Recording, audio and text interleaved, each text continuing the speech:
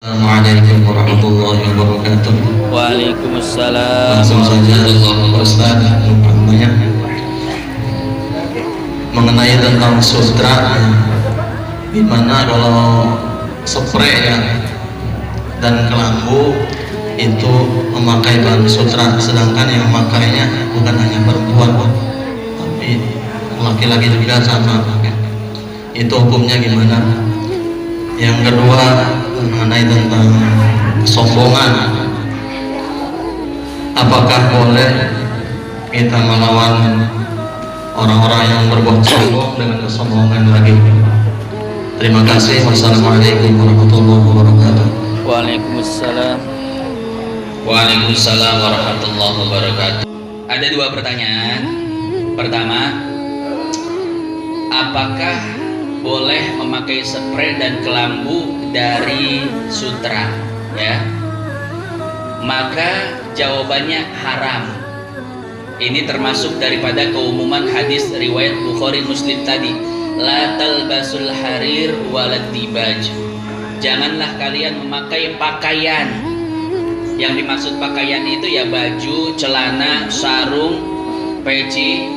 Di dalam kitab-kitab fikih seperti Al-Iqna, Syarah Abi Syuja, itu termasuk daripada spray, termasuk daripada kelambu dan lain sebagainya, ya. Maka tidak boleh memakai apapun yang terbuat dari bahan sutra.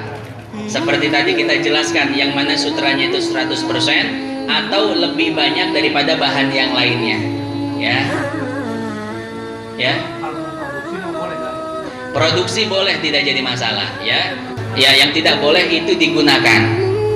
Itu pun untuk laki-laki saja, ya. Adapun untuk perempuan itu tidak jadi masalah. Wallahu a'lam. Perempuan pakai mukena sutra boleh, Bu. Perempuan pakai apapun dari sutra itu tidak dilarang, boleh, ya. Nah, itu yang pertama. Yang kedua, bolehkah sombong terhadap orang yang sombong? Kira-kira gitu ya pertanyaannya. Ini saya tanya dulu dah sama bapak-bapak ibu sekalian. Ini kira-kira boleh nggak Bu sombong sama orang yang sombong? Sepakat ya? Sepakat, boleh sombong terhadap orang yang sombong. Mana dalilnya? Lihat di dalam Al-Quran, Pak. Di dalam Al-Quran disebutkan, Allah Subhanahu wa Ta'ala berfirman, wa jazaa'u sayyi'ati sayyi'atum misluha.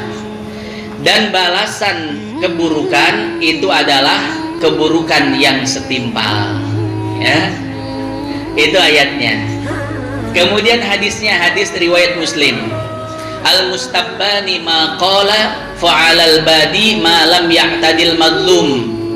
Syarahnya bisa dilihat di dalam kitab Al-Minhaj, Syarah Sahih Muslim Ibnil Hajjaj karangan Al-Imam An-Nawawi, yang mana salah satu maknanya adalah kita boleh membalas satu keburukan yang dilakukan oleh orang lain kepada kita dengan syarat dengan keburukan yang sama, yang setimpal. Orang sombong sama kita, kita boleh sombong lagi, ya.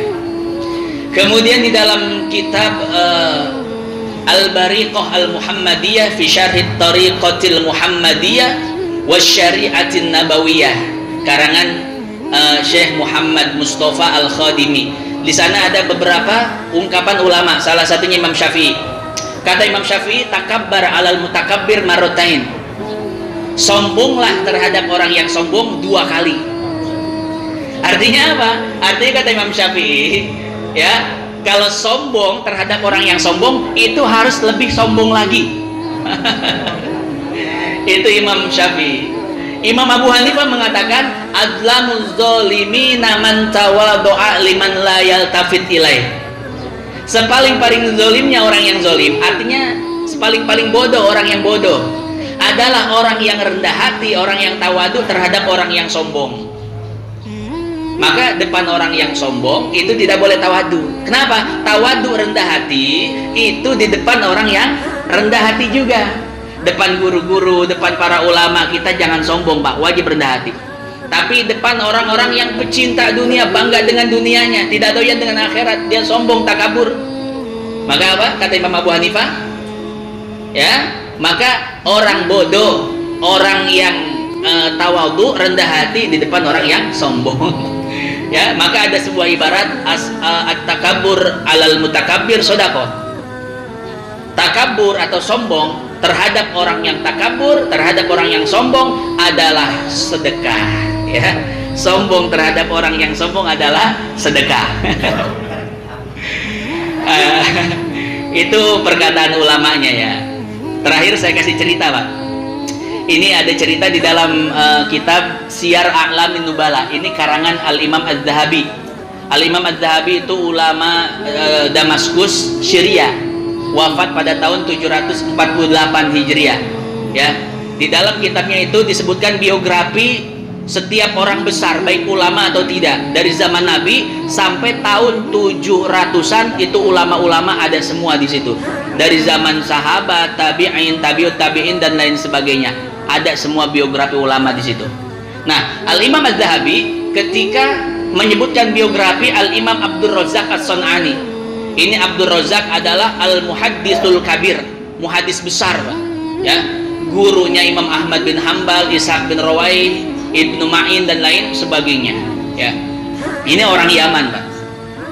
Seorang ahli hadis, ya, ulama besar di dalam bidang hadis. Nah, ketika menceritakan tentang Abdul Razak, maka ada sebuah kisah yang sangat luar biasa, Pak.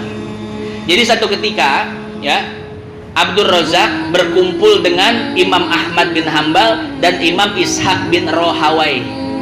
Ini kisah diceritakan oleh Abu Amr Al-Mustamili. Ini Abu Amr Al-Mustamili, gelarnya itu adalah Al-Hafiz. Ini Al-Hafiz dulu nggak sama apa dengan Al-Hafiz sekarang. Sekarang itu orang cuman baru hafal Quran sudah dikasih gelar Al-Hafiz, Al-Hafidhoh. Zaman dulu enggak. Zaman dulu, ya, orang yang sudah hafal Quran kemudian hafal 100.000 hadis baru dapat gelar Hafiz. Masya Allah, hafal 100.000 hadis. Ya, memang kualitas keilmuan zaman sekarang semakin merosot dan menurun, Pak. Semakin merosot dan menurun. Hafal Quran saja sudah dikasih gelar Al-Hafidh. Ya, Pak. Padahal orang-orang dulu hafal Quran itu biasa-biasa saja, Pak. Orang-orang pasar, tukang-tukang sapu itu pada hafal Quran. Tapi sekarang orang hafal Quran itu apa? Luar biasa. Ya, kadang kelewat dikasih gelar Al-Hafidh. Sebetulnya nggak bagus kalau kita tengok ke ulama-ulama dulu. Al-Hafidh itu gelar orang yang sudah hafal 100.000 hadis, matnan wa isnadan. Hafal matannya, hafal sanadnya. Walau bita'addudit turuq wal asanid. Sekalipun matannya satu tapi jalur periwayatnya banyak, itu dihitung satu-satu. Ya. Makanya ini kadang saya ada sedikit koreksian kalau orangnya hafal Quran kemudian disebut gelar Al-Hafidh. Ya Allah. Maksudnya ya kurang tepat, ya, kurang tepat. Nah, hadirin sekalian yang dimuliakan Allah, Abu Amr Al-Mustamili gelarnya Al-Hafidh. Beliau itu cerita seperti ini. Satu ketika aku sedang bersama dengan Abdul Razak Al-Muhadditsul Kabir. Kemudian datanglah Al-Imam Ahmad bin Hambal dan Al-Imam Ishaq bin Rahawai. Ini Imam Ahmad bin Hambal, Pak. Itu Sayyidul Muhaddisin, pemimpinnya para ahli hadis, hafal 1 juta hadis. Al-Imam Ishaq bin Rahawai sama Sayyidul Muhaddisin. Mereka ini berdua pemimpinnya para ulama hadis di daerahnya masing-masing. Imam Ahmad bin Hambal pemimpinnya para ulama hadis di Irak, di Baghdad. Ishaq bin Rahawai pemimpinnya para ulama hadis di Khorasan. Khorasan itu dulu satu wilayah yang sangat besar, Pak.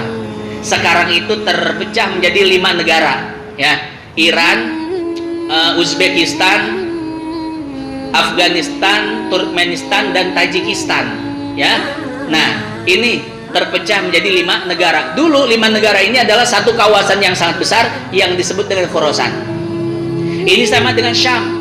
Syam di zaman Nabi itu satu wilayah yang sangat besar. Sekarang terpecah jadi 4 negara. Yordania, Palestina, Suriah dan Lebanon, Pak. Dulu 4 negara ini satu wilayah yang sangat besar yang namanya Syam. Ya. Nah, Al-Imam Ishaq bin Rahawai ini orang Khurasan. Nah, satu ketika 4 ulama hadis ini kumpul, Pak. Abu Amr Al-Mustamili, Abdul Razak bin Hammam As-Sun'ani, Al-Imam Ahmad bin Muhammad bin Hambal, kemudian Al-Imam Ishaq bin Rahawai kumpul. Ini yang cerita Abu Amr, ya. Ketika kumpul berbincang-bincang lama, maka Al-Imam Abdul Razak pun bertanya kepada Imam Ahmad bin Hambal dan Ishaq bin Rahawai, "Wahai Imam Ahmad dan Imam Ishaq bin Rahawai, hari ini aku sangat kagum terhadap kalian berdua." Maka keduanya pun bertanya, "Kenapa Anda kagum terhadap kami, wahai Imam?" Maka kata Imam Abdul Razak, "Aku kagum terhadap kalian karena sepanjang tadi kita obrolan dari pertama ketemu sampai sekarang, aku tidak melihat kalian menyombongkan diri. Artinya aku tidak melihat kalian memamerkan ilmu kalian. Bukankah ilmu kalian sangat luar biasa? Tapi sepanjang tadi kita berbincang-bincang, tidak sedikit pun aku temukan di dalam ucapan kalian ucapan yang menunjukkan tentang takabur, kesombongan atau membanggakan diri. Tidak." Maka Imam Abdul Razak bertanya, "Kenapa kalian bisa begitu rendah hati terhadap diriku?" Maka kata Imam Ahmad dan Imam Ishaq bin Rahawai, "Wahai Imam Abdul Razak, ya, sesungguhnya aku dan Imam Ishaq bin Rahawai ini menunggu engkau takabur duluan. Kalau engkau takabur duluan, artinya engkau pamer ilmu duluan, kita pun akan pamer ilmu," katanya. Tapi karena engkau tidak pamer ilmu, ya, karena engkau tidak pamer ilmu, ya sudah, kami pun tidak sombong, tidak pamer ilmu, tidak takabur. Kemudian Imam Abdul Razak, Imam Ahmad dan Imam Ishaq bin Rahawai balik bertanya, "Wahai Imam Abdul Razak, kenapa engkau bisa begitu tawadhu, rendah hati? Mengapa engkau tidak pamer ilmu dan menyombongkan diri di hadapan kami, sementara engkau adalah ulama yang sangat banyak ilmunya?" Apa jawaban Abdul Razak? Abdul Razak pun menjawab dengan jawaban yang sama seperti Imam Ahmad dan Ishaq bin Rahawai. Abdul Razak mengatakan, "Wahai Imam Ahmad dan Imam Ishaq bin Rahawai, aku pun menunggu kalian menyombongkan diri dulu. Kalau kalian menyombongkan diri, kalau kalian takabur, baru aku pun akan takabur, pamer ilmu." Nah, jadi artinya, ya Bapak Ibu sekalian yang dimuliakan Allah, boleh takabur, boleh sombong terhadap orang yang sombong. Nah, kurang lebih seperti itu ya. Itu Qur'annya, hadisnya, kemudian kalam ulamanya beserta ceritanya. Wallahu a'lam bishawab.